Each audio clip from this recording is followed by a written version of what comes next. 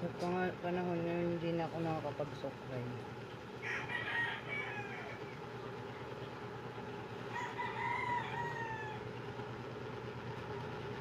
Gigising sa umaga,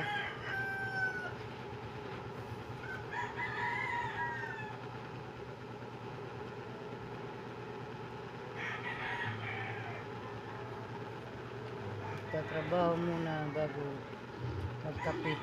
So guys, kape. Walang pares, kape lang. Okay na yun. Importante may mainitan dyan.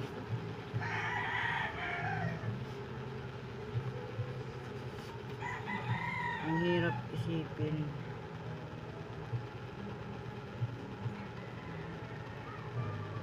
Bakit sa dinami-dami ng mga tao ako pang pinagkaitan ng tadhana. Mas mahirap pa sa daga.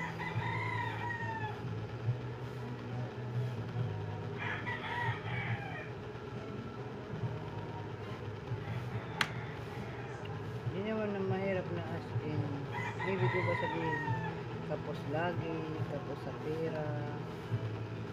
Yun ang isang bagay na pinakamahirap kasi nandyan lahat, nandyan yung bilihin, pagkain.